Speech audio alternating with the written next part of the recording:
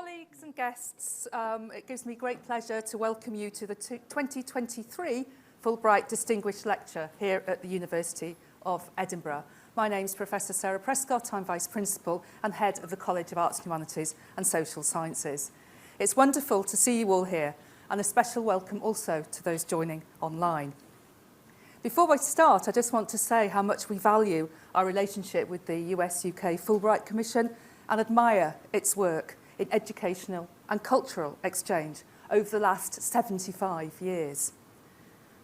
One major element within our partnership is, of course, the annual Fulbright Lecture, an opportunity for conversation and debate to take place across the Atlantic, bringing renowned speakers to the UK to discuss vital topics from climate change to the struggle for democracy.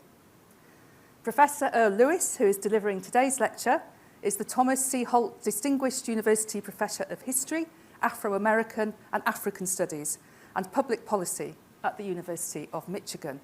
He is founding director of the university's Centre for Social Solutions, and we're delighted and privileged for Earl to be with us today. From 2013 to 2018, he served as president of the Edward W. Mellon Foundation, which was established in 1969 to strengthen, promote, and defend the arts and humanities as essential to democratic societies. Earl is an acclaimed author and esteemed social historian, as well as past president of the Organization of American Historians. He is a fellow of the American Academy of Arts and Sciences and the recipient of 11 honorary degrees. He has held faculty and administrative appointments at Emory University, the University of Michigan, and UC Berkeley. I just want to say that we're delighted that you've agreed to answer questions, so there will be an opportunity for everybody to ask questions after the lecture and provoke those conversations. For those in the hall tonight, you can just raise your hand and we'll bring you a microphone. For those joining online, this is the technical bit, please visit slido.com, that's slido.com, and use number 1669735, that's 1669735 to join the chat, or just check your email for the link. We'll ensure that we try to mix questions from in the room and online. So thank you very much, and I'll now pass over to the Executive Director of the US-UK Fulbright Commission, Maria Belinska. Thank you, Maria.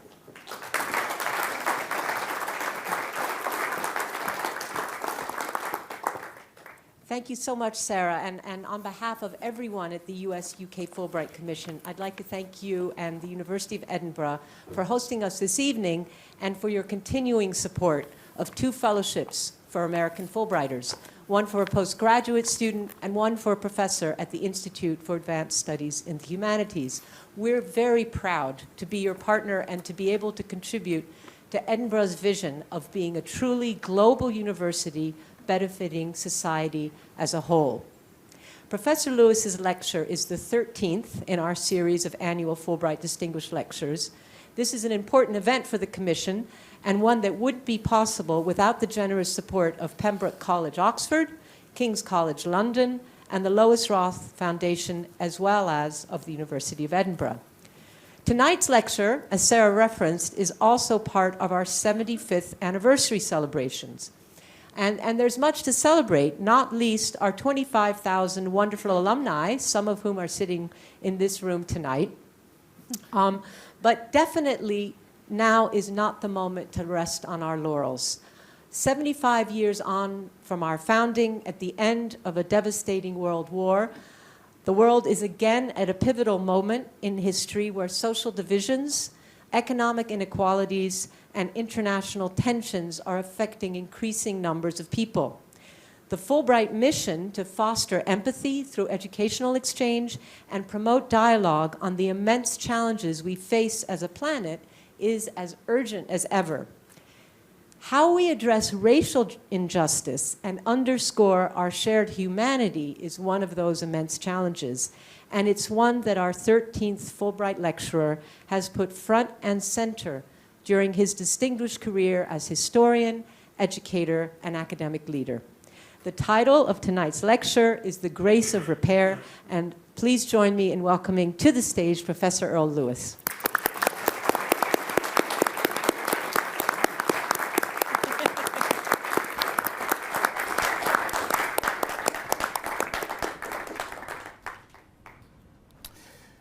Thank you. It's a pleasure to be here. I was asked several times in the last couple of days, how long have you been in Edinburgh? I said, well, I left the United States on Sunday. And then for those of you who have made their journey across the Atlantic, it takes you a day or two to actually reorient yourself. So I arrived on Monday, and I realized I actually will be back in the United States tomorrow evening. And so this is something about this whirlwind tour. But I am really thrilled to be here. This was, I should have come to Edinburgh at least twice before when I was at Emory University, and for various reasons I had to abandon my trip across, and so I am really pleased. So good evening. I am humbled and honored to have been selected as this year's distinguished lecturer.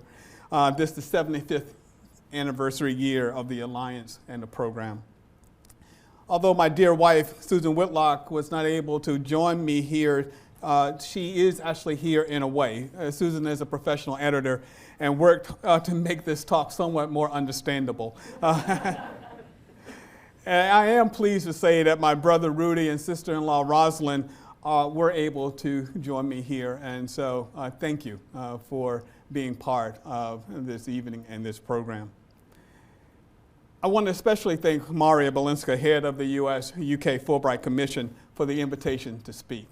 You sometimes receive a call, at least I receive a call, and I go, okay, what's going to be on the back end of all of this? And this was an invitation I didn't hesitate to accept. And so I realize as we think through what it means to be at this moment in world history and to reflect on the kinds of questions that really we must all puzzle over.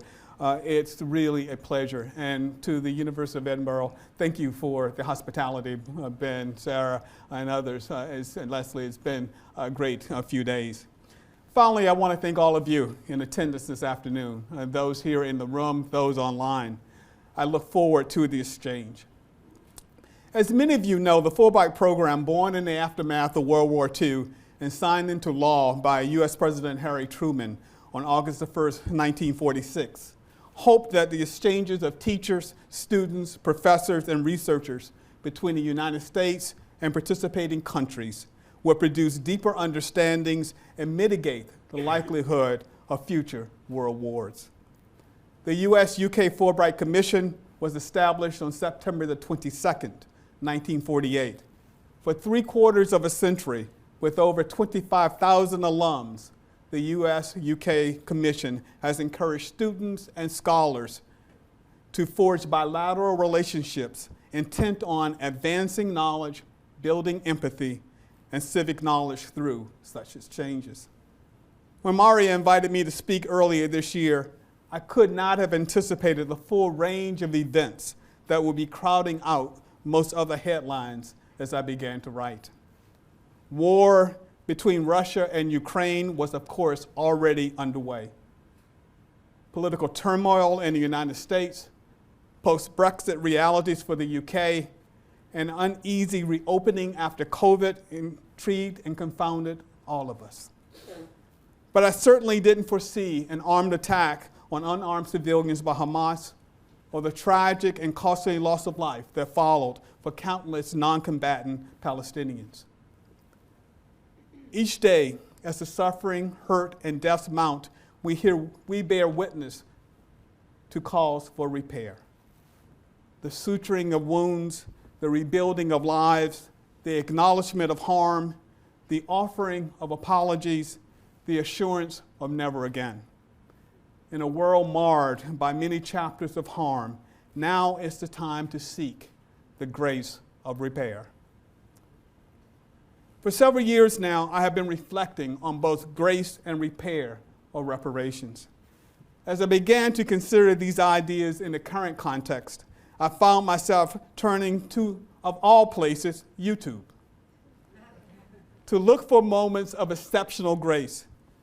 Two stood out for me. The first is from 1995, when the late, great mezzo-soprano Jessie Norman saluted the actor Sidney Poitier with a rendition of Amazing Grace. The scene is the Kennedy Center in Washington, D.C. The occasion is the Kennedy Center Honors for Lifetime Contributions to American Culture. That night, Norman's musical selection and tribute brought tears to the eyes of then President Bill Clinton, as well as honoree Sidney Poitier.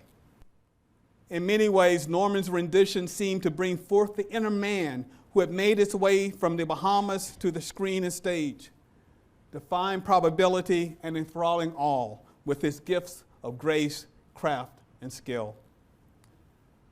Fast forward from that celebratory scene in D.C. to Charleston, South Carolina, in the aftermath of horrific racial violence.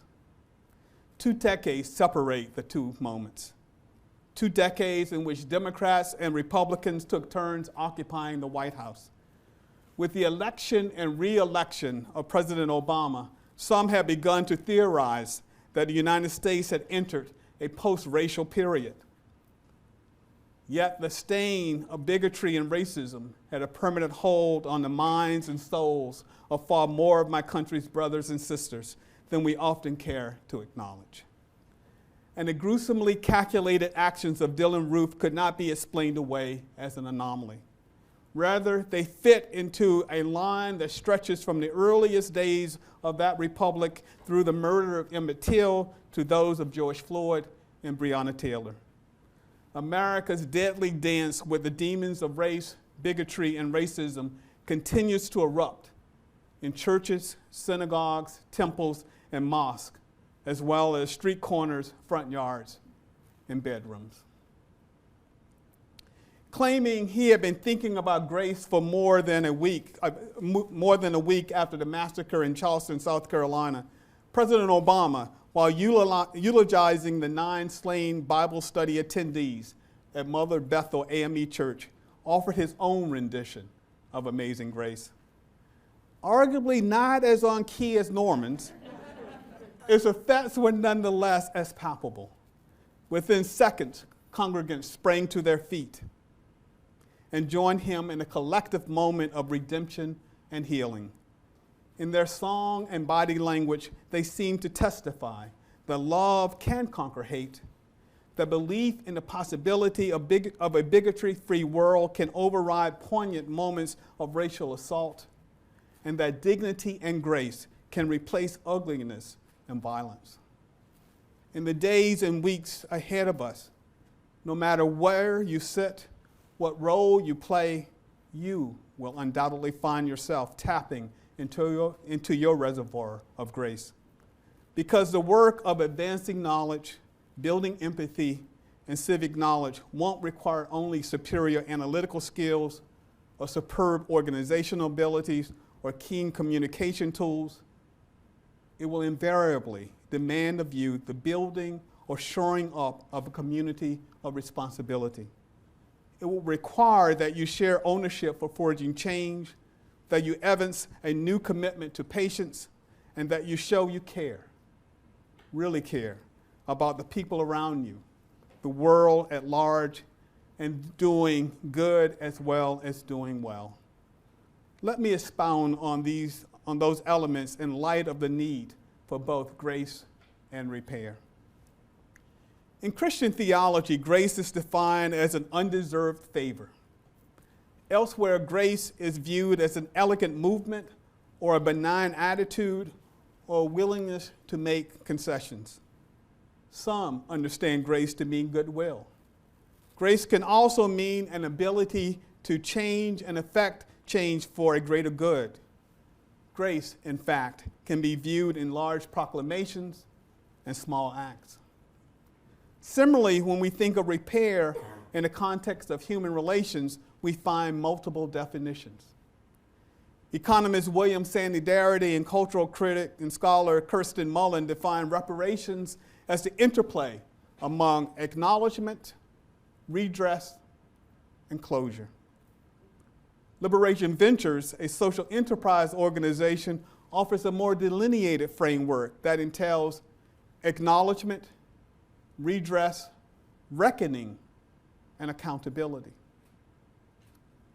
Based on their work across multiple geographies from Europe to South America, Africa to Canada, the International Center for Transitional Justice argues that no repair can occur without considering truth, justice, reparations, and a guarantee of non-recurrence. Whereas the United Nations Human Rights and Reparation Framework spells out needs for restitution, compensation, rehabilitation, satisfaction, and guarantees of non-repetition. When we look at the historical relationship between the United States and the United Kingdom, an examination of grace and repair and the need for both must begin with the story of slavery. Great Britain was a major player in the transatlantic slave trade. According to the United States National Archives, and I quote here, Britain was the most dominant between 1640 and 1807, and it is estimated that Britain transported 3.1 million Africans, of whom 2.7 arrived to the British colonies in the Caribbean, North and South America, and other countries, end of quote. Scholars estimate that only 400,000 of the 12.5 million plus Africans caught up in the vortex of the transatlantic slave trade ended up in what became the United States. But thus 400,000 were the forebearers of 4 million by 1865 in the end of the U.S. Civil War. Tragically, on the U.S. side of the ocean, freed people in the main exited more than 2 centuries of enslavement with little more than the clothes on their backs, grit, and a determination to define their freedom. A short-lived experiment of redistributing confiscated lands along the coast of Georgia and South Carolina into 40-acre allotments for the formerly enslaved died with the assassination of Abraham Lincoln and the appointment of Andrew Johnson as president. Despite valiant calls, no 40 acres, mules, or even seeds eased the transition into an agricultural wage economy. Ironically, returning white coastal planters, after pledging real allegiance to the United States, received a lump sum payment of $300 to $500 per head for the loss of their human property. So the country paid reparations to the former slave owners rather than the formerly enslaved. I wonder, do we have the grace needed to acknowledge this history rather than run from it? I ask because a rhetorical firestorm erupted in the United States in 2019 when the New York Times launched a year-long effort to examine and report on slavery's origins and legacies 400 years later. Critics complained that the scholarship was faulty, the central positioning of slavery in our national narrative ill-conceived, and the role and place of race inappropriate. Some complained that focusing on slavery rather than healing the nation actually contributed to long festering wounds. Yet it can be argued a grace-filled approach encourages us to engage what many would rather ignore. It asks, how did we get here, and what does it mean to be here? It acknowledges that the Caribbean, much of North and South America, Europe, and Africa have intertwined histories that link the containment and removal of Native peoples and the enslavement of Africans with progress and modernity. If repair begins with acknowledgement and apology, the process requires major modifications in primary and secondary level educational curricula. Take, for example, the story of sugar. When talking about sugar, we often fail to mention it was one of the deadliest crops produced in the Americas. The late Sidney Mintz, a highly respected anthropologist, traced sugar's rise from a commodity so rare that European noble people included it in their wills into a readily available staple that everyday folk added to their diets. But this shift came with a price. From clearing the land Through planting, cultivation, and harvesting, the growing and refining of sugar took more than 365 days, according to economic historians McCusker and Menard. The men and women enslaved to do the work labored for 16 to 20 hours per day, often without sufficient caloric intake to sustain them. As a result, Jamaica and Barbados became known for an exceedingly high death rate, especially in comparison to the US. Why? The profits earned from sugar invited planters, financial enterprises, and others to replace rather than feed workers. Stated differently, it was more cost-effective to buy another human and work that person to death than to feed them properly or give them time to rest and recuperate. The brutality of the work regime and regimen produced high profits, high death counts, and the thirst for more bodies. It fueled the transatlantic slave trade, which spanned nearly 400 years. How do we gracefully acknowledge this history in our teaching? We truthfully confront it. We truthfully confront it. After all, both ICTJ and the UN frameworks for reparations demand we speak truthfully and honestly about the nature of the harms.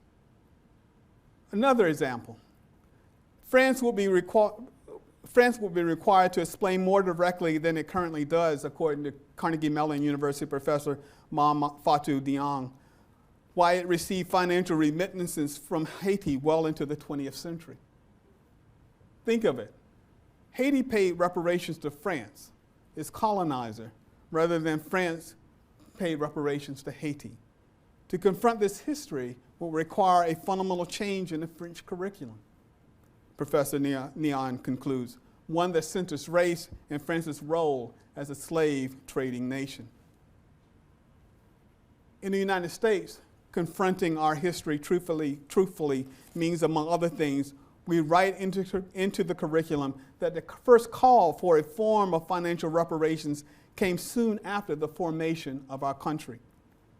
Born in Ghana, Belinda Sutton, also known as Belinda Royal, had worked on the Royal family plantation in Antigua, another harsh working environment for most of her life. When the Royals resettled in Massachusetts and brought Belinda along, she petitioned the Massachusetts General Court in 1783 for a pension. Isaac Royal had acknowledged he owed Belinda some form of remittance and authorized a one-time payment of £30 over 3 years in his 1778 will, an amount Sutton must have found insufficient.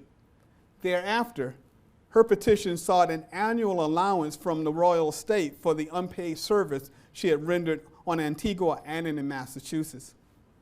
The Massachusetts legislature acceded to her claims, this is interesting to note, and granted an annual sum of £15, 12 shillings, about 19,000 pounds or $23,000 in today's terms. And just for a little perspective, in the United States in 2022, the federal poverty level for a single person was $13,590. And so this $23,000 just put her over the top in relative terms.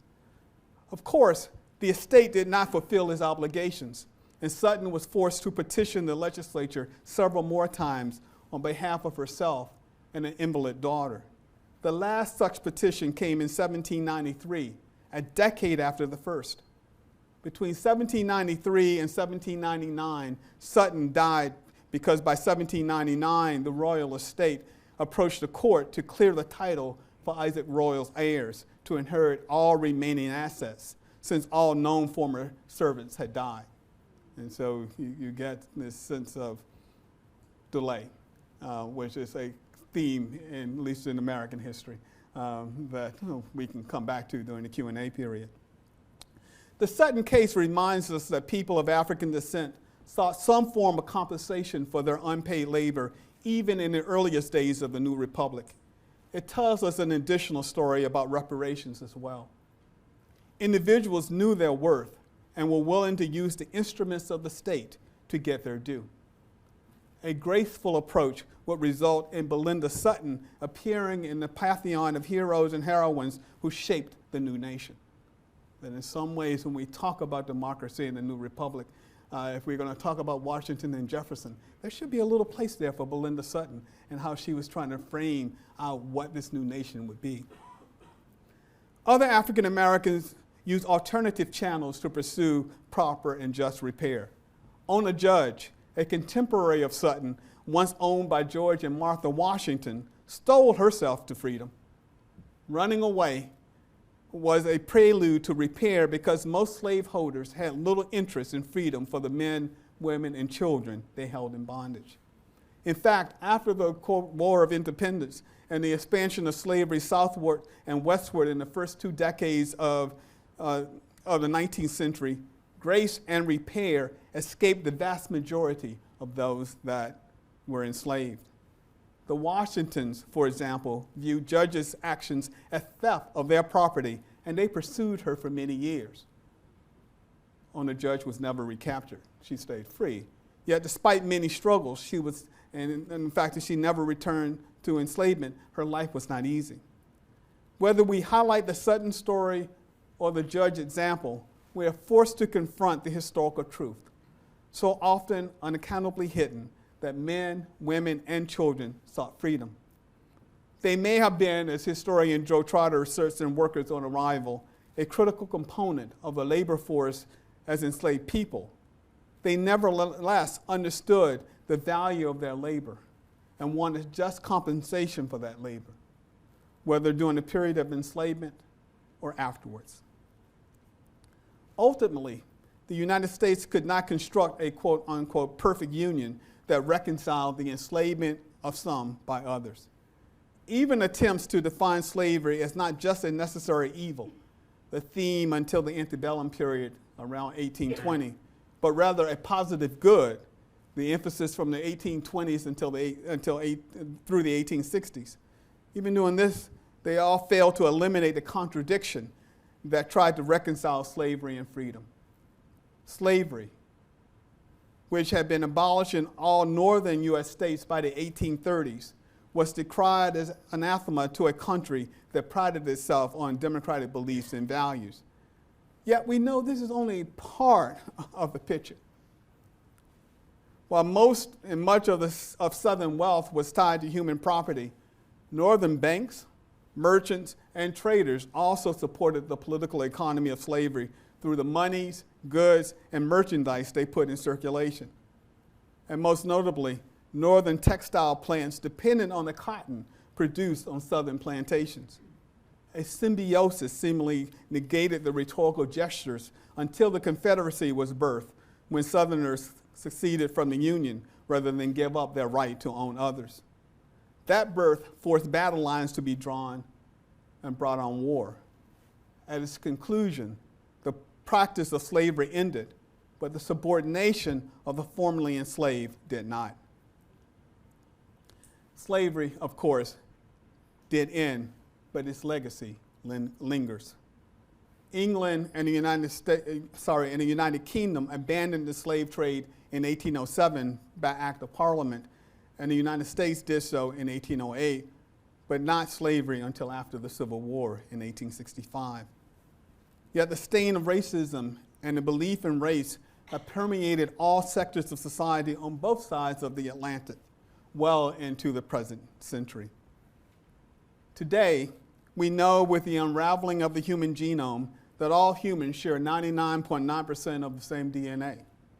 Recent DNA analysis suggests that the so-called Cheddar Man from Somerset in England had dark brown skin and blue eyes, confounding contemporary notions of race. Moreover, we now believe that most of modern humans originated on the African continent and migrated across the globe over 70 to 100,000 years ago. This means at one level that all of human history has been written about 1/10 of 1% of genetic difference. Think about that for a second.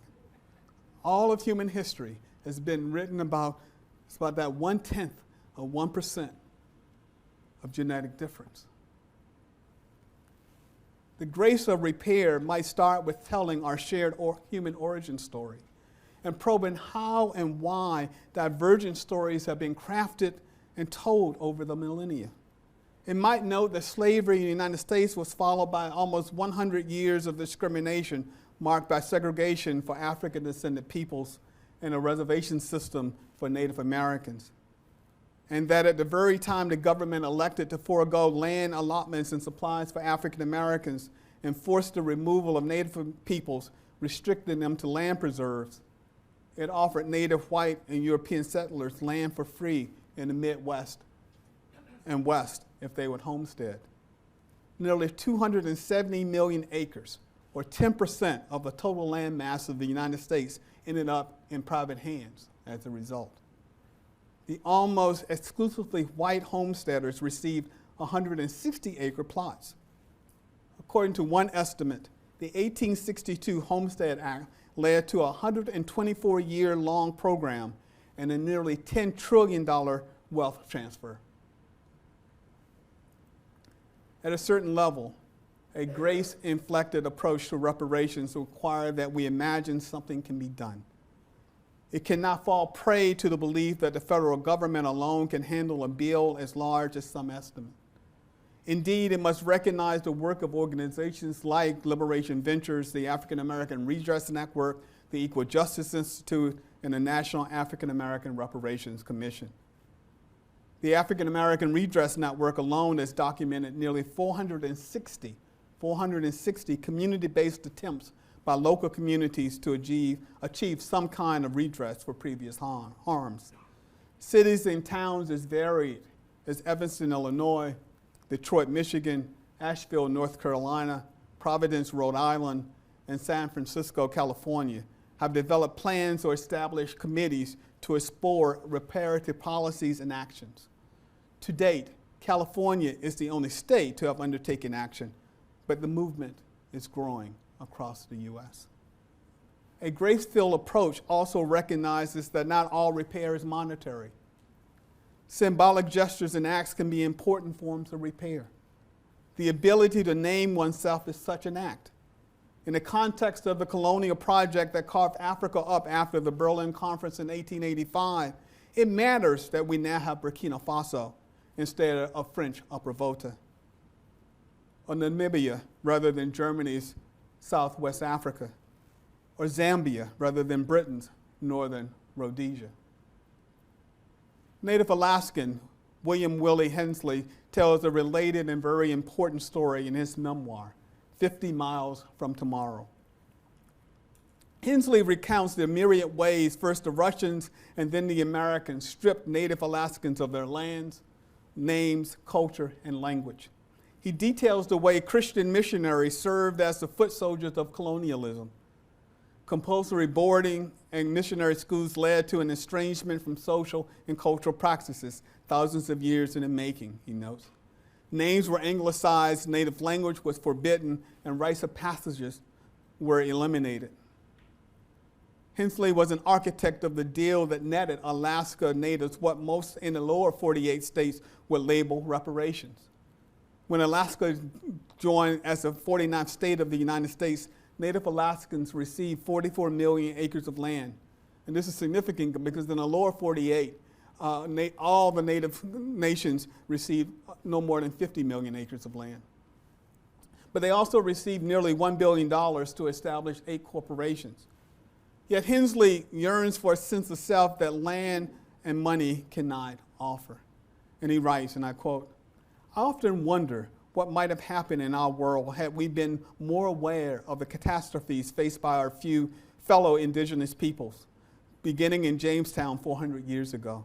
Would our great-grandfathers have tried to control our space and the rules within that space? Would life have been better for us?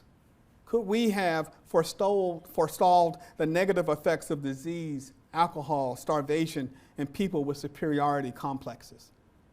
Would we now have rules that would blend with our traditional ways in the dispensation of welfare, rules of inheritance, violations of norms, and the rules of hunting and fishing? Could we have provided an education built on the knowledge imprinted in the minds of our people from generations, rather than summarily rejecting our traditions as useless for the future of our children?" End of quote.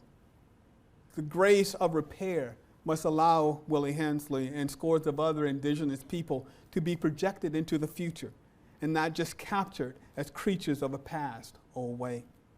The links between the past and the present, let alone ties to the future, are fundamental to developing a course of action predicated on the grace of repair. And yet the question of financial reparations remain. Poll data in the United States repeatedly show that Black Americans favor some form of reparations for the unpaid labor and debt of slavery and the added debt of Jim Crow and segregation. A 2022 Pew Research poll showed that 77% of Black Americans believe reparations were due the descendants of enslaved people, whereas only 18% of white Americans agreed. A majority of Latinos and Asians also thought no reparations were warranted, 58% and 65% respectively. Of the 30% of Americans who felt reparations were due, 3/4 felt the federal government should pay. Some argue that no one today is responsible for slavery or for the attempted genocide of Native Americans. Yes and no. Today, the representatives of yesterday's institutions have some responsibility to acknowledge and redress failures of the past. Interestingly, writers in the Colorado magazine High Country News found in a 2020 research effort that the Morrill Act of 1862, which gave birth to public land-grant institutions in the United States, secured their futures through what was in effect the theft of millions of acres of native lands. Approximately 11 million acres carved up into 80,000 parcels across 24 states created the expansive public university system that has fueled the country's research, teaching, and economic development. The land turned into money that supported the endowments of these schools. Of course, colleges and universities, more than many institutions, acknowledge that they sit on the traditional lands of indigenous people. Few, however, make the direct link between the manner of their creation and their relative wealth today. As the authors note, and I quote, "Chances are you have heard land acknowledgments recited at many of these universities, formal statements that recognize the indigenous people who formerly possessed the lands those colleges now stand on. What many of these statements miss is that the land-grant universities were built not just on indigenous lands, but with indigenous land. Not just on indigenous land, but with indigenous land. Reparations dictate a more elegant and graceful acknowledgement of the tie between former native lands and thriving land-grant universities. But we don't have to go all the way back to the 19th century. The 20th century has cases that warrant some form of reparative justice, and I will offer just two examples. In 1921, the section of Tulsa, Oklahoma known as Black Wall Street burned to the ground after a deadly attack by whites following the alleged sexual assault of a young white elevator operator by a black delivery man. The accused, Dick Rowland, was housed in the local jail. A group of armed black residents who knew Rowland stood guard outside of the jail to protect him from vigilante justice. A confrontation ensued. A shot went off, and a 2-day battle followed. What became known as the Tulsa Massacre killed hundreds, and I'm quoting here, killed hundreds of residents, burned more than 1,250 homes, and erased years of black success, insisted a 2021 article in the New York Times. Considering recent investigations and new historical studies, claims have been made that at least the direct victims should be compensated for what they lost. Unfortunately, despite public apologies, civic ceremonies, and public scrutiny, no one has received financial remuneration. As of last month, there are only 2 known survivors. Leslie Benningfield Randall, 108, and Viola Ford Fletcher, 109. Time is no longer their friend, and with their deaths, a city, state, and nation may permanently erase the call for direct repair of harm. We must ask, Is there any grace in what appears to be a tactic of delay? Or allow me to tell you the story of Elmo Bowling, which comes from an article I recently published in the journal Modern American History. Called Buddy by his relatives, Bowling defied probability by building a highly successful business in Londonsboro, Alabama in the 1930s and 1940s. He grew corn, cotton, and sugarcane.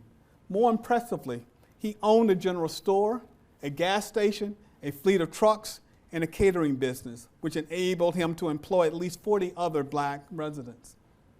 His business acumen allowed him to maintain $40,000 in the bank and another $5,000 in other assets.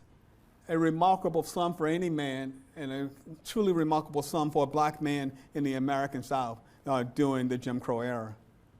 Unfortunately for Bowling, his wife Bertha May, his kids, and the many he employed, he incurred a debt. What many African Americans came to understand as a routine racial tax on success. Sometimes that debt was settled by the theft of a black person's property, but oftentimes it came with the loss of life.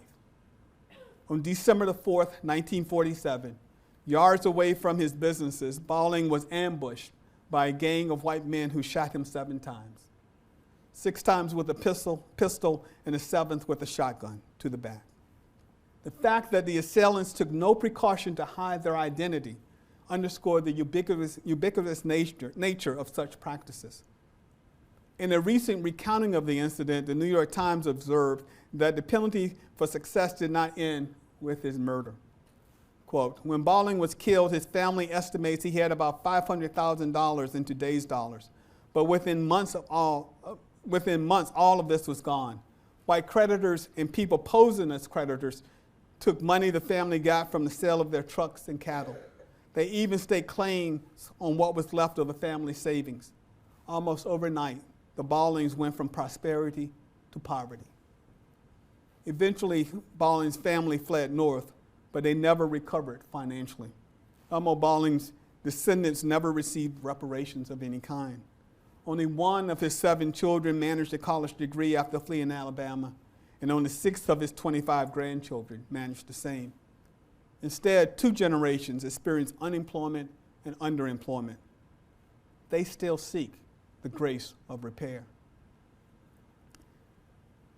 As many of you in this room know, the call for reparations are not bound by national geography. Earlier this summer, as reported in The Guardian, Judge Patrick Robinson, who presided over the trial of former Yugoslav President Slobodan Milosevic and is currently a Jamaican member of the International Court of Justice, called out the UK government and Prime Minister Sunak for refusing to apologize for Britain's role in the transatlantic slave trade, or, quote, to commit to paying reparations. Robinson offered, and I quote here, the tide is changing, the political tide, the global tide. The United Kingdom needs to take into account that movement is a movement in favor of reparations. The transatlantic chattel slavery is the greatest atrocity in the history of humankind, without parallel for its brutality, without parallel for its length over 400 years, without parallel for its profitability. End of quote. For universities in Scotland and across the United Kingdom, there's more work to be done. You have started some of that work. The universities of Edinburgh, Glasgow, and St. Andrews and others have made public commitments to address racism and to introduce anti-racist components to the curriculum. That is an important start. As we did at the University of Michigan, you might consider new research initiatives that link public colleges and universities within the UK, paired with knowledgeable community leaders we call community fellows. In our case, together we research and write local histories with an eye toward community-informed reparations. We call our project Crafting Democratic Futures. What might you call yours? We did one other thing. We partnered with a public media company, WQED, out of Pittsburgh, Pennsylvania. And for those who know American television, that's Mr. Rogers' studio. to produce an hour-long documentary on race, history, and reparations that will air nationally on all public broadcasting channels in the United States on January 8th, 2024. The film will be called The Cost of Inheritance. It starts with slavery, but notes that slavery is just one chapter in a longer history that included segregation or Jim Crow in the more recent era of mass incarceration. Here, you may be way well ahead of steps in the U.S., given previously produced BBC productions such as Scotland, Slavery and Statues, and the UCL research-inspired television documentary on slave ownership in Britain. But imagine what a project that centers on history and the benefits of reparations might look like in this context, in Scotland specifically, but across the UK more generally. Finally, in the United States, the case for national reparations has stalled, yet again at the federal level. As a result, the energy is being driven by activities at the local and state levels. In the UK, where have and can you find the energy to make the changes needed? Are local strategies the next move, even beyond the ones that have started? As you can tell, I leave you with more questions and suggestions rather than firm recommendations. What will follow will undoubtedly be moments of demand, contestation, debate, and discovery. In such moments, we must all strive for some modicum of grace. I started today's lecture with a reference to Jesse Norman saluting Sidney Poitier. I paired that example with President Obama eulogizing slain churchgoers.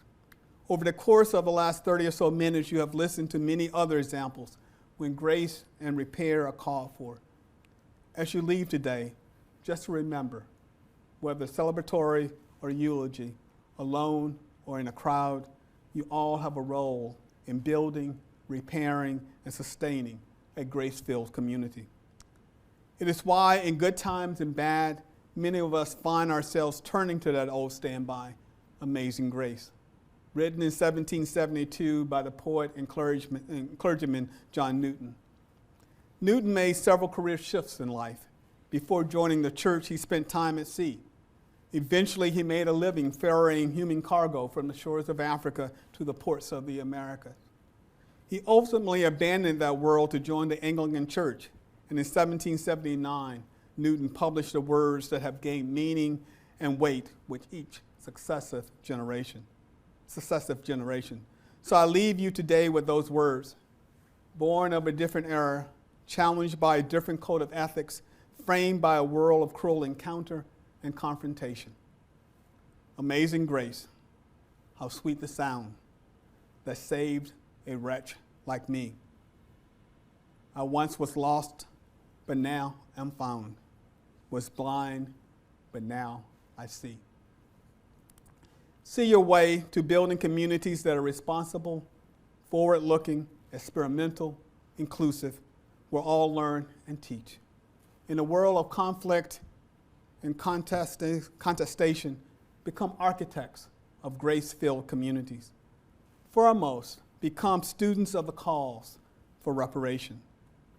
Understand their histories, sociologies, logics, and frameworks. Once you have, no matter what position you assume, commit yourself to the grace of repair. The world we occupy needs more grace. Many yearn for repair. Thank you.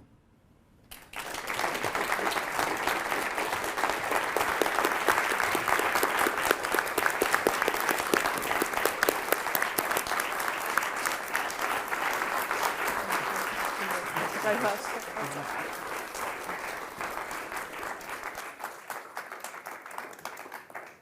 Well, thank you very much for that extremely thought-provoking and moving, historically kind of wide-ranging, but also with all those examples as well of real people, lived people, and the narratives of individuals. And it's very, very powerful, so thank you very much for that. And we have half an hour for questions about, if that's okay. You have to catch your breath. Yeah. And if I can take questions from the floor, and I've got my my tech. Was there any questions from virtually? So we have a lady here, just to. Hi, thank you so much for your talk today. It was extremely illuminating. My question, when you think about the grace of repair, particularly historically, what can you speak to about the history of resistance in pre-Civil War American slavery?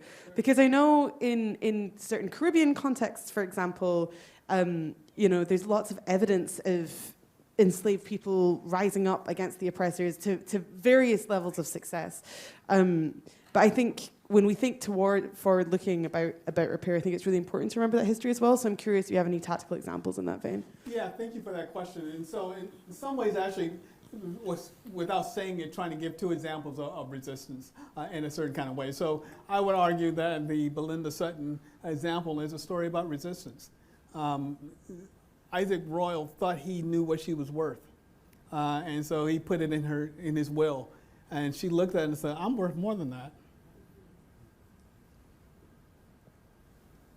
And she actually understood that she could go to court and to the state legislature and petition. That is a form of resistance if we think about the ways in which African Americans in the U.S. context began to utilize all of the resources that were available to them. The other example I sort of cited was the Ona Judge one, where Ona stowed her way. I mean, I didn't tell the whole full story there, but she had been close to Martha Washington, and Martha was about to sell her or give her at some point to her daughter, and she knew what that meant. But for those who don't know American history, there was the importation of the 400,000 I talked, but there was an internal slave trade after the 1820s that was more intense than the transatlantic slave trade.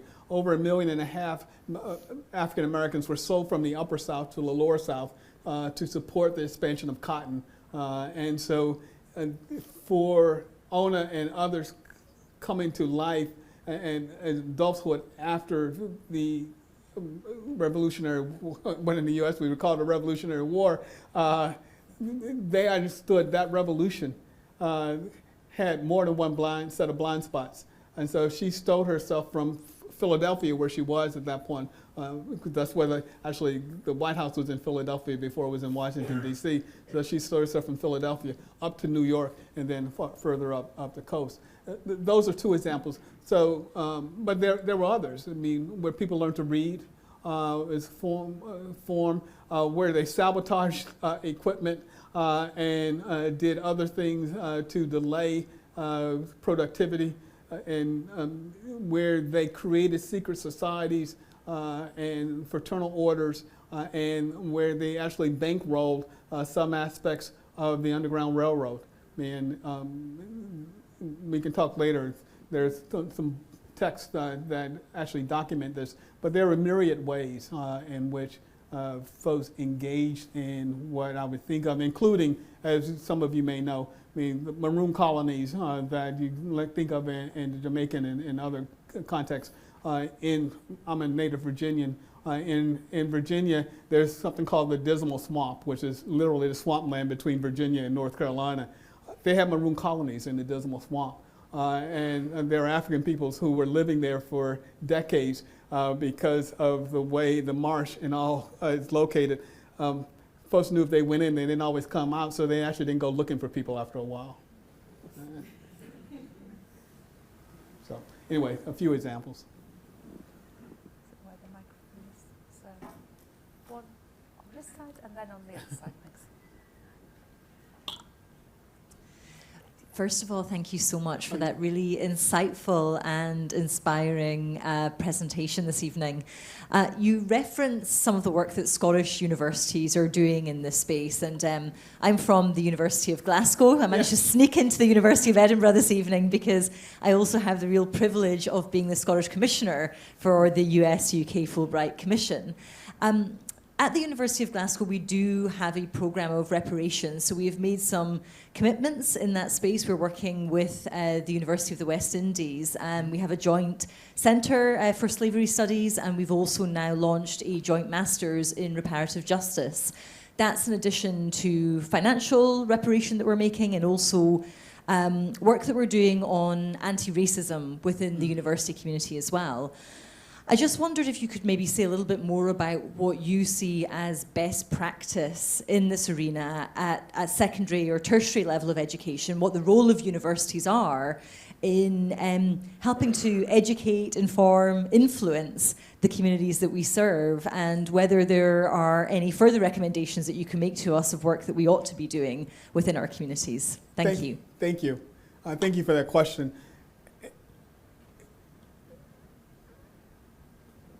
And since I know just enough to be dangerous about what's actually happening here in Scotland, I will not deeply reference what you know more about, but suggest a couple of other things. There was a sentence at the very end of my talk and where I was alluding to a set of practices that we have just started in Michigan. So let me back up. So 3 years ago now, my center got a grant from the Andrew W. Mellon Foundation, which I used to head. And it was after the death of George Floyd and Breonna Taylor. And this is the one project we call Crafting Democratic Futures. And what we decided to do that hadn't been done before in the United States was to actually link, in this case, 9 colleges and universities across a broad geography, to be engaged in a project to look at local histories, race, and reparations at the same time.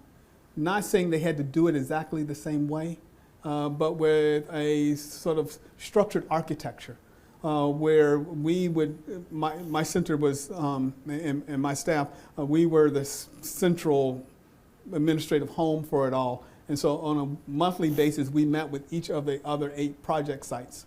And then twice a year, we would come together to share notes and comparisons and examples. But each of those centers had community fellows. And here's where I actually think the UK, US, elsewhere, so often universities are filled with experts. And we take our expertise out. And what we wanted to do was just trying to alter the power dynamic a little bit to say that communities have experts too. And how do we begin to actually think of them as knowledge producers? And how do they get them to help shape the ways in which we in dialogue with those communities? And so we created the Community Fellows Program. So all of these 9 colleges and universities had to have a community fellow. And in some cases, multiple community fellows. Otherwise, they weren't going to get the money from us. And those community fellows had to be present and help to shape the questions that were being posed, the answers that were being formulated. Names had to be on anything that was produced. And so it's not just Professor so-and-so who was getting another article out to fill his or her curriculum vitae. But this is actually something that was important. And I'll say in the case of Michigan, so I mean, speak concretely. So we were unusual because we had 3 sites in the state of Michigan that were part of our activities. One in the city of Detroit, one 60 miles north of Ann Arbor, where the University of Michigan is located, in Flint. And some of you may have heard about Flint because of the water crisis and the lead in the water. So in Flint. And then where the University of Michigan is located in Washtenaw County, which is Ann Arbor, and Ypsilanti is a town right next door. And so we had 3 different community fellows. Turns out one of our selection of community fellows, and even we couldn't have predicted this, ended up being the co-chair of the City of Detroit's Reparations Task Force. She wasn't at that point, but we chose well. And so it informed a whole lot of what we were doing. She was the chairwoman of the city's planning commission at the time we identified her. But we knew she had both gravitas and stature, but could also raise different kinds of questions. And then for Washtenaw County, we ended up choosing the racial equity officer for Washtenaw County as our community fellow, who went about, as a result of working on our project, engineering a vote on the part of the county commissioners to create a reparations commission. And so now both in Detroit and Washtenaw County, we have the political arms of the system working in partnership with us, starting from the work we started. that kind of design where you actually is not just our expertise, but selecting well people in the community who can then are positioned to change things, I think is something I would recommend. The second part is actually where you're learning from one another. And so what happens in Glasgow, what happens here in Edinburgh, what happens elsewhere across Scotland and the UK becomes a network of knowledge that then gets to circulate.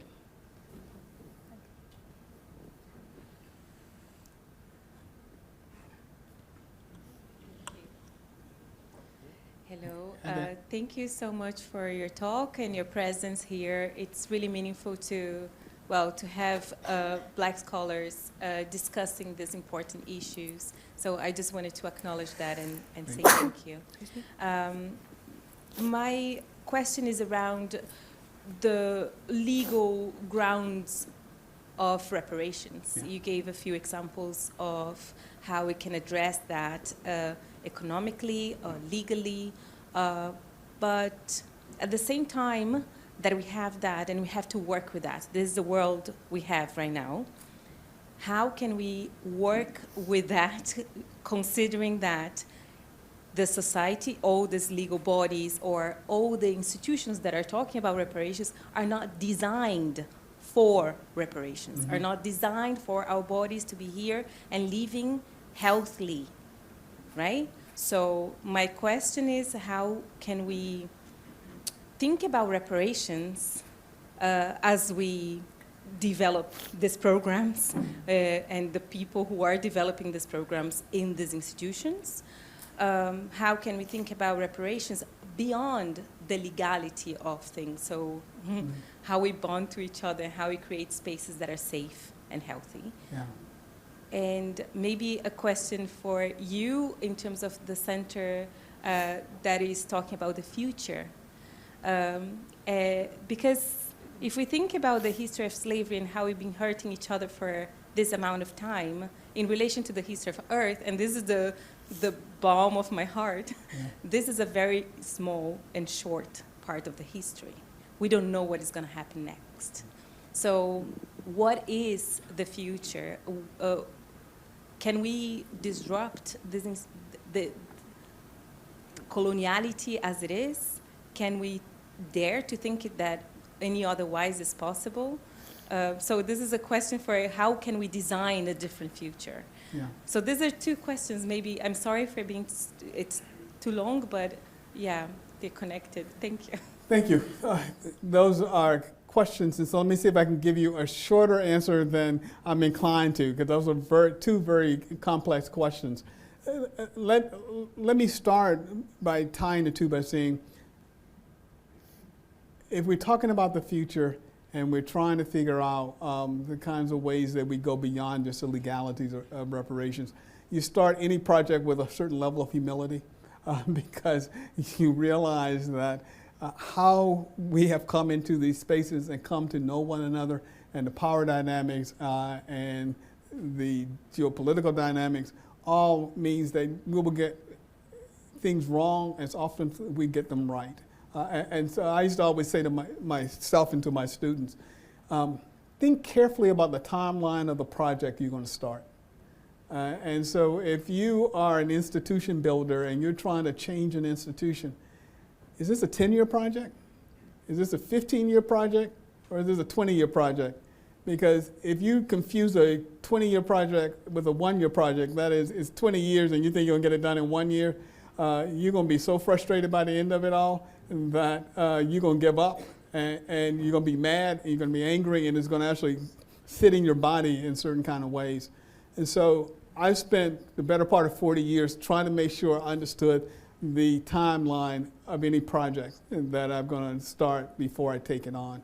And so when I started the center, I knew that was a 10-year project to get the center up and going, and that I would invest in 10 years. What I haven't shared is, in addition to everything else I do, I'm actually co-chairing a multi-year effort at the University of Michigan for the university to examine its own history. It's called the Inclusive History Project. And when I was first approached about taking on leadership in this role, then president, and I looked at him, I said, you want me to do this? You know, this is at least a 5, if not a 10, and it could be a 15-year project. And I'm going to tell you, I'm not going to be here in the 15 years. And so we're going to have to figure this all out and trunch it in such a way that we can get certain things done in the first 5 years, something else done in the next 10 years. And if it's 15 years, I hope to still be alive, but I really will be cheering you on from the sideline because I will not be sitting in meetings. And laying that out for myself and for everyone else around, and I think for yourself too, is actually critical when you begin to try to think of how you change the institution. What is the nature of the project that you're trying to introduce? What's the timeline that you're trying to introduce? And how do you get yourself and others to buy into that timeline? Because most institutions don't have the attention span for 10 years. And so that means, let alone for 15 years. I'm not sure the University of Edinburgh, but every place else I've been a dean or a provost or something else. I have one group of faculty look at me and says, Earl, we can just wait you out. You're not going to be here in X amount of time in this role. And so you're sitting there going, okay, they already have decided that I'm going to be gone and they're going to be dealing with someone else. So how do I anchor it in such a way that my predecessor can't ignore it? My successor rather can't ignore it, and that those who have been waiting me out still have to deal with it. And so those are the kinds of questions that you find yourself struggling with, particularly in environments like this. I mean, I was happy that people were honest enough to tell me they were just going to wait me out. But that at least allowed me to know where the battle lines are. In terms of how we think about reparations in more than a legal terms, I think part of it is what you were already saying. How do you create communities of affinity and where you can get your own nourishment and the support that you need to remain healthy and whole? Because in a broader society, you're often reminded that you are not the first thought. And so that means then that you have to be cognizant of the need to find then the sustenance from something else so that you can go back and do what's needed to be done. Because I used to always start with a premise, and I was saying this yesterday, I've had a series of jobs where I was the first black person to have that job. Dean, provost, president of the Mellon Foundation, et cetera. But I used to always say to myself, and I would say it out loud, if I'm the first and the only, I will have failed. And so my job was to make sure that I figured out a way to keep the door open so that others could come in behind me. And so some part of it is how much work do you want to take on? Can you take on within a time frame? But how do you, once you're in that door, how do you make sure you keep that door ajar so that others, because that's another way to affect the change, and be it political, social, spiritual, or whatever. And those are things that I think we don't teach in graduate school oftentimes, at least not any of the places I've taught and been on the faculty of. But it's a way of how you begin to think about institution and institution change. And so I used to always say to my graduate students, who are now senior professors across the United States and in fact in Europe as well, imagine yourself not just as scholars, but as institution builders. And how do you want to build the institution? I'm just going to go to one online question, because there's a few people who wanted to come online and then come back to the room, if that's okay. And we can take a clump of questions and then I'll try to thread them together. Yeah, there's given the sort of the way in which your lecture ranged over the importance of land. Yeah. I think there's a question here about cities, I think, as well, particularly Detroit, which is about how, and the theme of repair from James Macmillan, how can America rebuild cities like Detroit in ways that are truly equitable? So I think that touches on quite a lot of things in terms of land, reparation, cities, and the future. So I thought that was an interesting one. And so I would answer with three things, I think, as we think about cities and the future.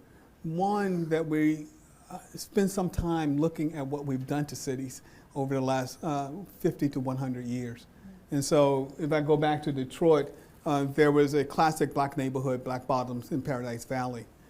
During the 1950s and 60s, it was decided that that neighborhood, which housed a large share of black Detroiters, was a slum. And so they raised it and built a freeway over it.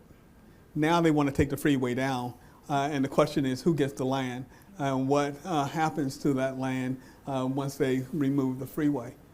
So to this question is, how do we begin to figure out who gets the shape and redesign the 32 acres of land that's now being talked about as being returned to the city of Detroit? Is it the mayor? Is it the investors who have their own designs on it? Is it the former displaced residents who are now dispersed and et cetera? How do you create a real conversation? But then the second part of that question is, what do we want the city of Detroit or any city to be? And so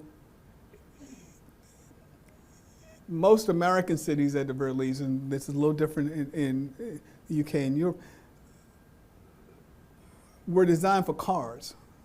And it's the movement of people in and out via cars. But that also has a class and racial component to it.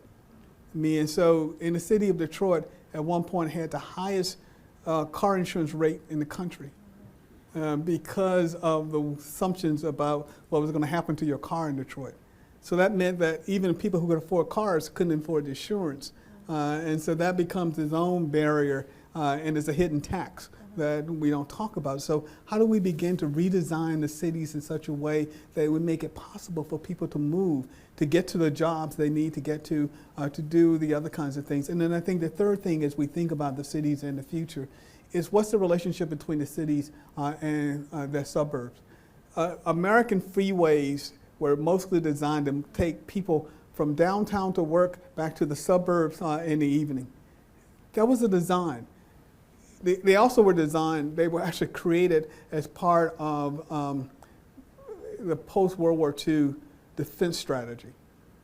They were designed in such a way so you could move tanks if you needed them, if there was a Russian invasion.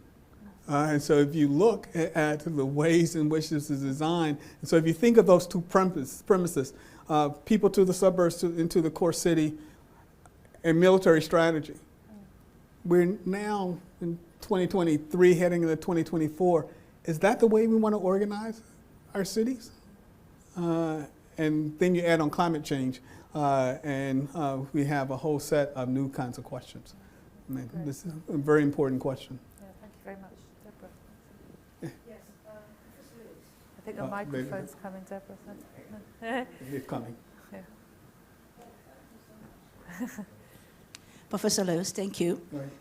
for this moment, because I just realized I'm not living for nothing. I'm living for something, listening to you today, you know, because there's days that I feel like I've done so much and I am tired. Yeah. But this moment for me, it's a gift, and thank you for that. Thank you.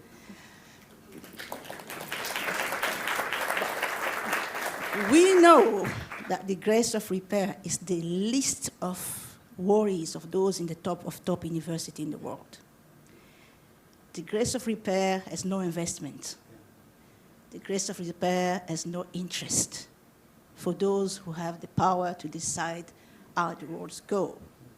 So my question to you, why is the glass breaker, the game changer, do not get paid for what they're doing? Because if there is a salary to it, this world will not be what it is today. So I want to hear that from you again, so I can inspire myself again. And then there is always something I say every time someone tries to stop me to put sugar on my tea. I look to that person, they put the dumb sugar back to my tea. Yeah. My ancestors work for it. Yeah. What do you say to that? Yeah, thank you for both questions. And there was a question way up in the top in the corner too.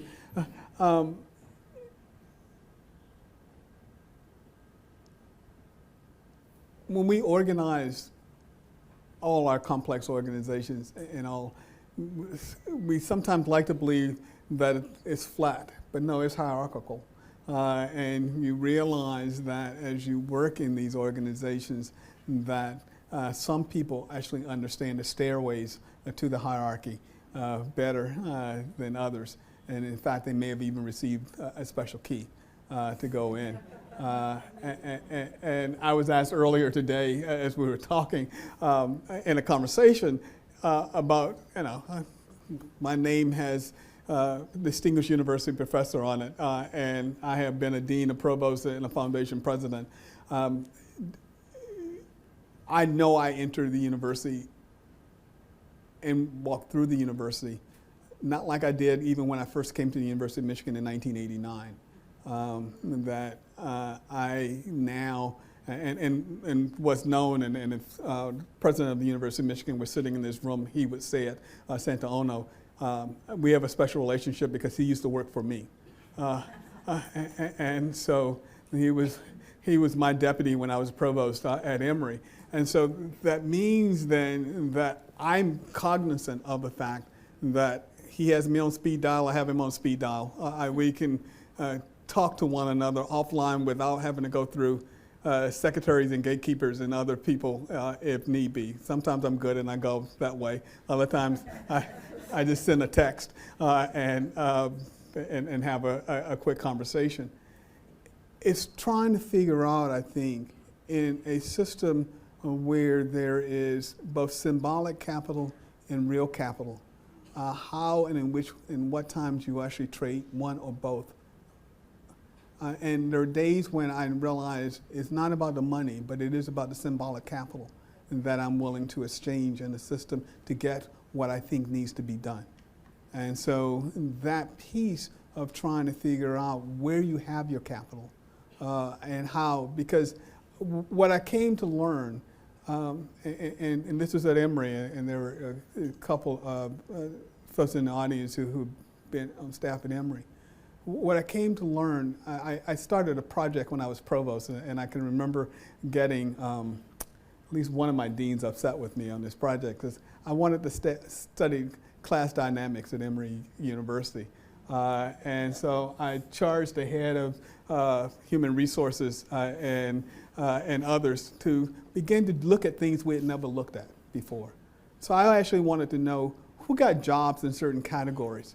And I was enough of a social scientist, and I said, and they said, well, Earl, we don't keep that information. I said, well, do you keep zip codes? Yes. I said, well, we can do a zip code analysis. Let's see how far away from one another that people get jobs, and then we can date them.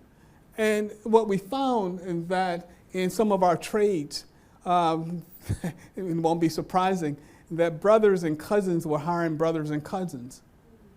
It wasn't visible anywhere else in the system because it was just the way things worked. But we started doing the zip code analysis and looking at the dates, and we began to realize there were these hidden systems of privilege that were right there, but we had never actually paused long enough to try to understand how they worked. And it was illuminating because people would come to me, and particularly black folks would come to me and say, Earl, I'm seeing things and I don't know how to actually explain this. And and Emory had, at least in the first few years of my time there, the way I was described as the first African American and the highest African American in Emory history. And so people took that and meant I could get things done. And I would sometimes have to remind them that even though my license plate said EM2, which meant I was number 2 in the hierarchy of the university, there were a whole lot of people making decisions throughout this system that I didn't have direct control over. I could be aware of, but I couldn't save every individual person in the system.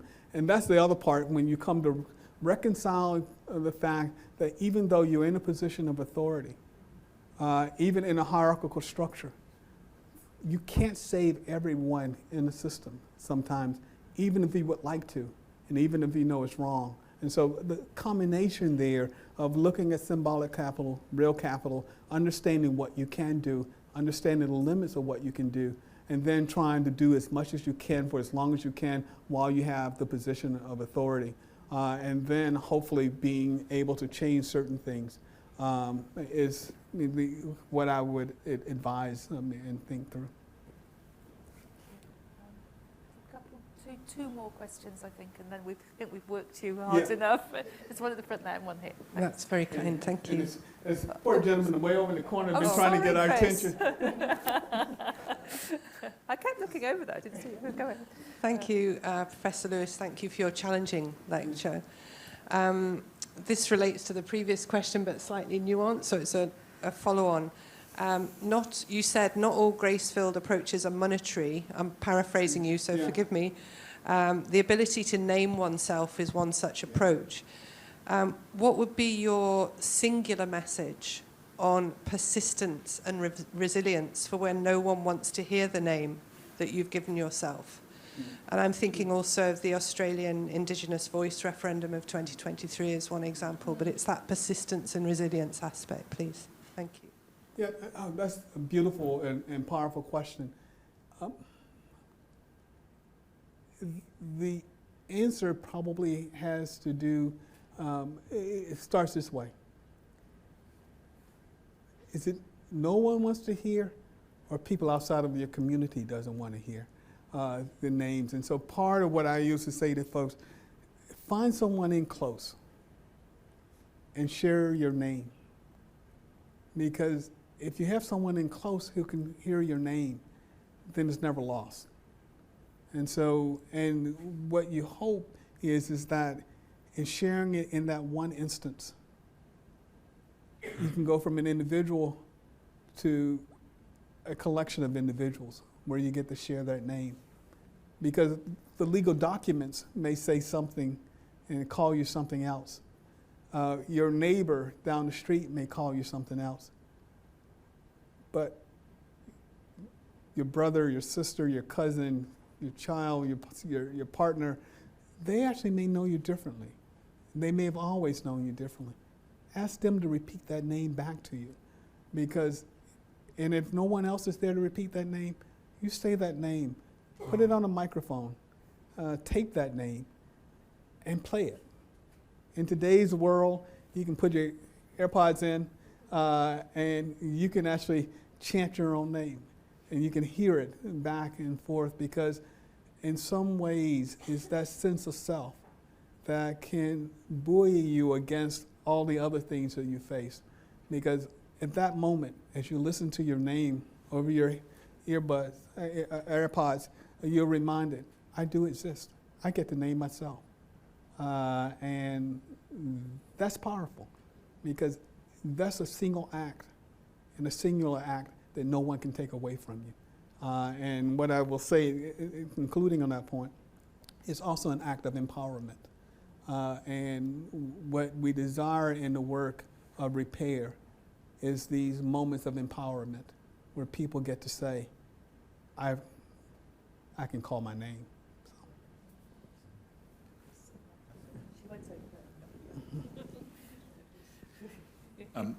Thank you. It's been a brilliant evening, and the timing for this university could not be better, because you talked about the timeline for these programs. We are in the middle of a review of our own history. It is taking longer than we thought originally, and one of the reasons for that is that we're uncovering things we've always known a bit about, but now finding much deeper truths. And it's not just around the provenance of the money and the funds received. What is really difficult for this institution, we know there are, through the Scottish Enlightenment, which we've always championed as a wonderful thing for the world, there have been some very difficult elements around racial thought, racial science, and promulgation of, frankly, deeply racist ideas. Many of them connected with very senior figures at this university. I'm just wondering whether that has come up in your University of Michigan work, and what advice you have and what best practice you've seen for things in that sphere, which is maybe somewhat more difficult to find reparations for than those where you can put a cash value on it. Yeah, no, thank you for that question. And I think any of us that have institutions that are more than 10 years old will find ourselves confronting these long and entangled histories that were complicated in their own times, and even more so as we march across time. So the short answer is yes, we have had these moments at the University of Michigan. Before I returned, we ended up taking the name of a university president off of a building. because of his involvement in the eugenics movement. And so that he was not just casually involved, but he was centrally involved in the eugenics movement. And so his name is no longer on the building. Upon my return, we explored taking the name of a very iconic heralded figure in Michigan lore off of the ice arena. For those who know American athletics, hockey in the U.S. It's not quite the same as in Canada, but it's pretty darn close. And so on ice arena is the name Fielding Yost. Yost was the coach at the University of Michigan football team at the end of the 19th century. And during his tenure, won more national championships than any football coach in the history of the University of Michigan. He would go on from being a heralded football coach to athletic director. And so from the late 19th century, before he was coach, there were black players on the team. The whole time he was coaching, there were no black players on the team. After he stopped coaching, there were black players on the team. And then we get to the 1930s, and he's no longer the coach, but he's the athletic director. And Michigan made an agreement to play Georgia Tech, a southern situated institution in Atlanta, in a football game. There was an understanding in the United States in the 1930s that if southern teams played northern teams and the northern teams had black players, that the northern teams would bench the black players during the football game. And so in the 1930s, there was a game between Georgia Tech and the University of Michigan, and Yost signed this agreement with Georgia Tech to have this football game. And Willis Ward, who was the heralded football player on this team, the best player, the second best player on the team was one Jerry Ford, who would go on to be president of the United States. And Willis Ward was benched as a result of this agreement that Yost signed. And so I'm on what was then called the President's Advisory Committee on University History. And we get a petition from an alum community member asking should we take the name of Yost off the ice arena. And we spent a year plus investigating this. There was no smoking gun, but I'm a historian. I've said to people for years, you don't get a moving picture, you get fragments that you begin to stitch together to tell a story. And we thought the fragments were overwhelming, that we had honored Yost long enough that his name could be taken off the ice arena. The university administration decided not to, and it was black-white. I mean, this is not just about sort of a white leader deciding. This was more complicated than that, because then it was decided, do we engage in a series of one-offs, or do we spend some time investigating the whole history of the institution? In part, that's how I ended up becoming the chair of this inclusive history project because of Fielding Yost. I always think that I never knew that I was going to be tied to Yost for so long in a way. But it is that part of thinking through. And for us, the one thing that we actually have done, I think, is unlike almost all of the other initiatives across the United States, and there are numerous initiatives, as you know, by universities looking at their histories right now. We put a reparative aspect right into our framing document. That we said it's not just enough to begin to examine the past.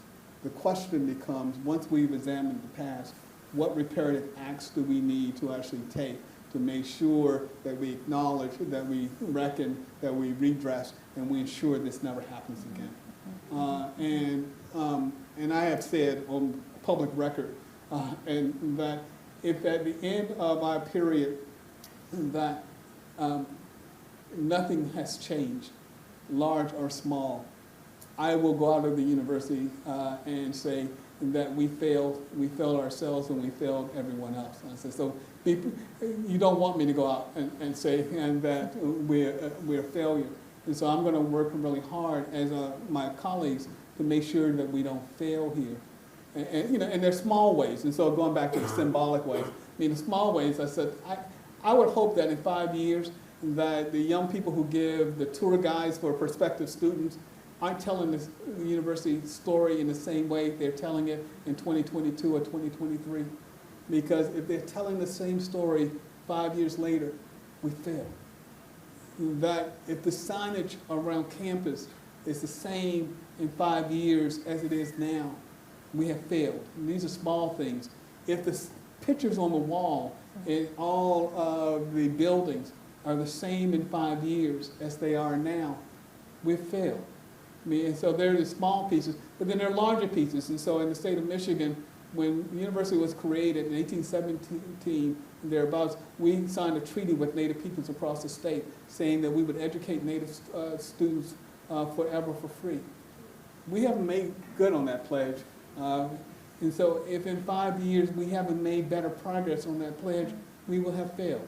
And so part of it is going through and figuring out ways that we know that we have either succeeded or failed, and holding a scorecard, in effect, of how we think about what should look different, what is different, and how do we think about it. So anyway, I hope that helps. That's great, Chris. Just one last question. Thank you, if you don't mind. Yeah.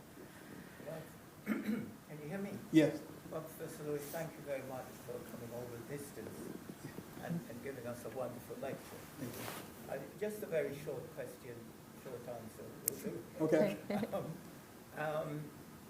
We talk about repair, and what I'm a little concerned about, we're repairing something that people may believe is normal. This concept of race.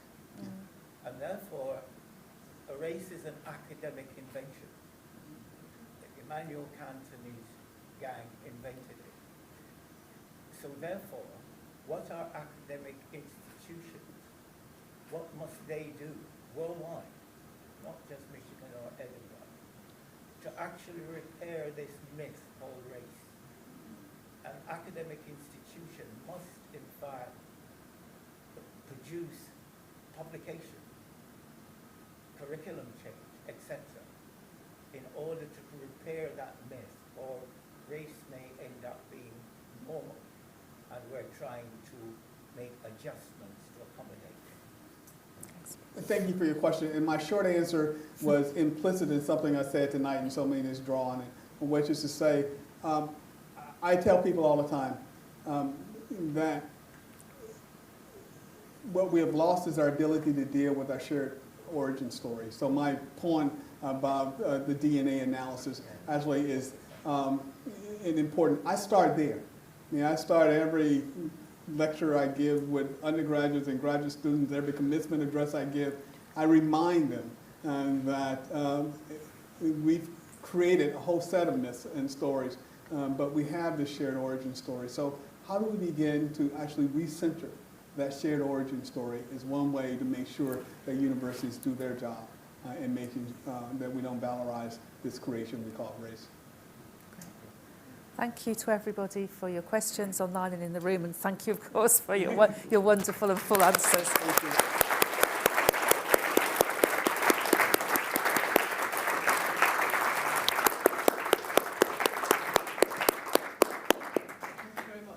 And it falls to me to actually offer some votes of thanks, not only to you, but also to the wider organisers of the event. So I'm Leslie McCara. I am the Director of the Institute for Advanced Studies and Humanities at the University of Edinburgh, and we are very proud to be working very closely with the UK Fulbright Foundation. So it's a relationship that we really deeply cherish. So there are quite a few people that I want to thank. I want to begin by thanking all of our supporters and partners, so the US and UK Fulbright Commission, the Lewis Roth Foundation, King's College London, and Pembroke College, Oxford, who are our partners. And I also thank Maria Golinska from the Fulbright Commission and the wider team, including our own Ben Fletcher-Watson, for making this lecture such a success. And Sarah, thank you for your eloquent chairing of the lecture and the lively Q&A session we've just enjoyed. So can I ask you all to put your hands together and offer a warm round of applause to those people out there?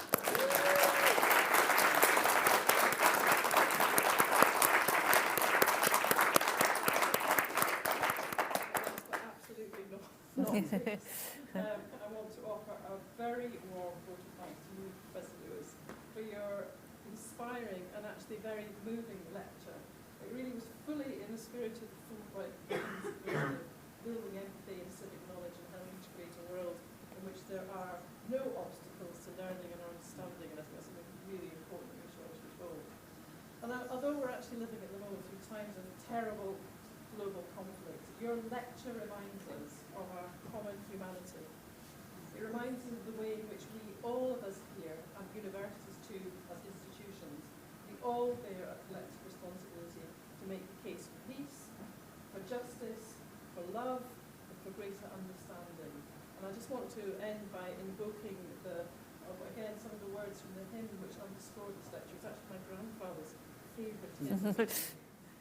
And there's a wonderful line in this. This is what your lecture reminds me, that grace will lead us home. So thank you so much for your contributions.